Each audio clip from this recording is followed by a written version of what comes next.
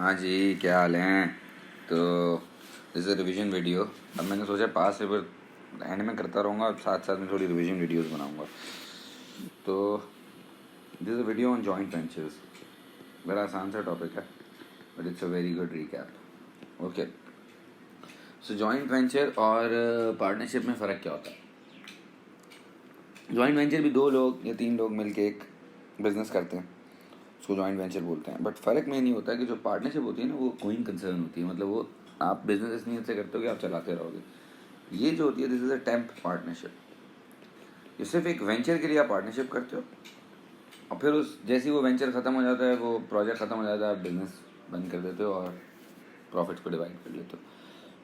सो जैसे बिल्डिंगें बनती हैं यार. बिल्डिंग बनाई, एक बंदे के पास ज़मीन है, एक बंदा बिल्डर है. मेरा ज़मीन आपकी होगी, बिल्डिंग मैं क्या बना खड़ी करता हूँ, प्रॉफिट्स को हम बांट लेते हैं और जैसी बिल्डिंग बन जाएगी वो बेच के बस ख़त्म वेंचर. उनको सारी ज़िंदगी तक साथ रहने की ज़रूरत ही नहीं. या सीजनल बिजनेस होते हैं ना, उसमें बहुत जॉइंट वेंचर होते हैं. समर्स में किसी ने बोला कि फुटबॉल का वर्ल्ड कप हो रहा है, किसी ने बोला यार सियालकोट में हम जॉइंट वेंचर कर लेते हैं, फुटबॉलें बना के वहाँ पे बेच देंगे. तो दैट्स हाउ इट वर्क्स. अब इसकी अकाउंटिंग कैसे होती है? तो देखो, इस क्वेश्चन में ना, अगर लेट से 2 लोगों का जॉइंट वेंचर है, ए एंड बी. तो जब अगर ए एंड बी का जॉइंट वेंचर है ना, तो टोटल 3 अकाउंट्स बनेंगे. ठीक है. एक अकाउंट होता है मेमो, जॉइंट वेंचर अकाउंट. एक ए की बुक्स में बनेगा अकाउंट जिसका नाम होगा जॉइंट वेंचर विद बी. ये बनाएगा ए. इसी तरह एक होगा जॉइंट वेंचर विद ए और ये बना रहा होगा बी. ठीक है. तो और अगर 3 लोगों ने जॉइंट वेंचर कर लिया तो 4 अकाउंट्स बनेंगे. जो ए बनाएगा ना, उसका नाम रखेगा वो joint venture with B and C. जो बी बनाएगा उसका वो नाम रखेगा joint venture with A and C. और जो सी बनाएगा वो उसका नाम रखेगा joint venture with A and B. तो ये अकाउंट्स हमें कैसे बनाने होते हैं, कब बनाने होते हैं, let's watch this in next slide. Okay, so basically I will give an example of 2 people. We can even do it for 3 people, वो मसला नहीं है. तो examiner will give you some transactions like let's say वो बोलेगा A and B and C enter into a joint venture और इन्होंने profit sharing ratio रखा 3:2:2. ठीक है. और फिर वो क्या करेगा, जितनी ट्रांजेक्शन हुई होंगी ना जॉइंट वेंचर से रिलेटेड, वो आपको एक लिस्ट में दे देगा. अब जो भी ट्रांजेक्शन हुई होती हैं जॉइंट वेंचर से रिलेटेड, वो हमें इस तरह पता होती है कि देखो, जॉइंट वेंचर की कोई कॉमन बुक्स नहीं होती हैं. मतलब इस बिजनेस के लिए कोई इनकम स्टेटमेंट और बैलेंस शीट का कॉन्सेप्ट नहीं है. व्हाट वी डू इज, ए जो भी ट्रांजेक्शन्स ए करेगा, जैसे जो भी उसने एक्सपेंसेस करे या इनकम्स करी, वो ए रिकॉर्ड करेगा. जो बी करेगा वो बी अपने पास रिकॉर्ड करेगा, सी अपने पास रिकॉर्ड करेगा और फिर एंड में वो एक मेमो अकाउंट बना लेंगे. अब एग्जामिनर कभी कभी पहले मांग लेता है मेमो अकाउंट और वो उसको इनकम स्टेटमेंट फॉर्म में बना देता है. हम टी अकाउंट फॉर्म में बनाएंगे, हम बाद में बनाएंगे, उससे कोई फ़र्क नहीं पड़ेगा. तो if I give you information कि यार जॉइंट वेंचर हुआ जिसमें इन्होंने स्टार्ट किया जॉइंट वेंचर और आपको ये ट्रांजेक्शन दी हुई हैं. गुड्स परचेज्ड बाय ए $2,000. फिर लिखा हुआ है रेंट पेड बाय बी $150. फिर लेट से लिखा हुआ है goods and carriage paid by C, let say 3,000. ये सब अपने अपने एंड पे ट्रांजेक्शन्स करते जा रहे हैं. सही है. And expenses paid by B, let say $2,000. ठीक है. Then let say drawings of goods by A, let's say $100. और let's say उसने दिया हुआ है sales by C $4,000 and let's say sales by A $5,000. और बैड डेट्स बाय ए $100।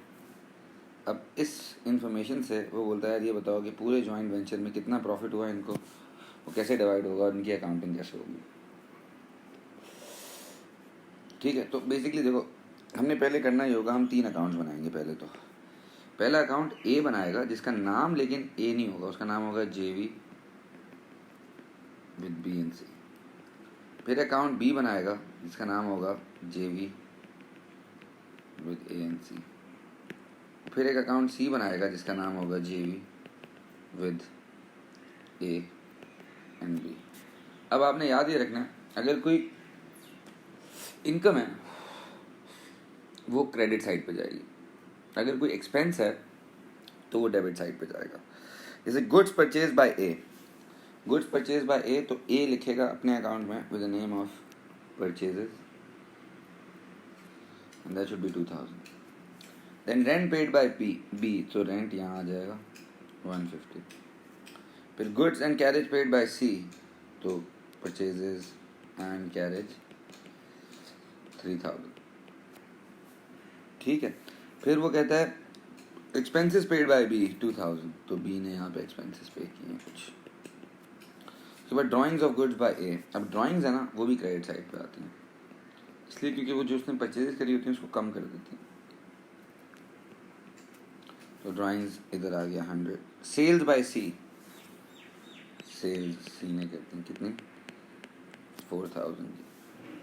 फिर sales bye ए 5000 की ए ने सेल्स करती हैं।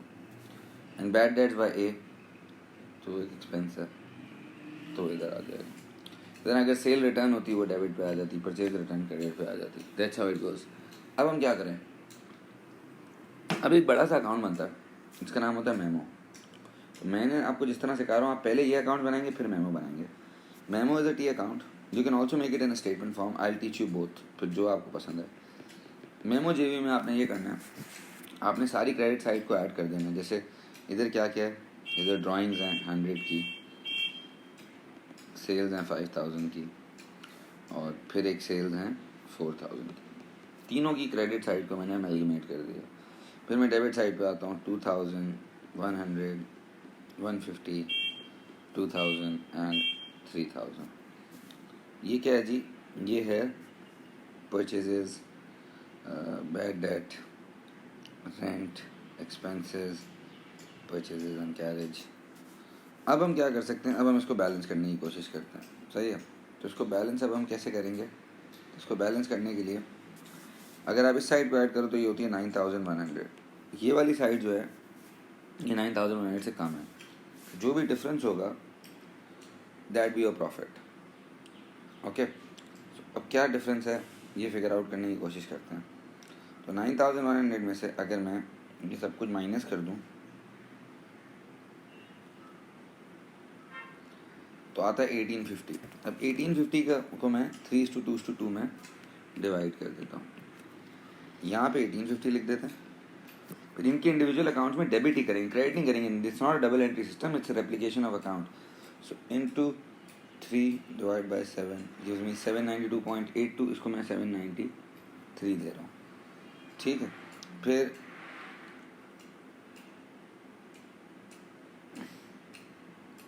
$1850 इंटू 2 डिवाइड बाय 7, तो ये 528 आ रहा है पॉइंट।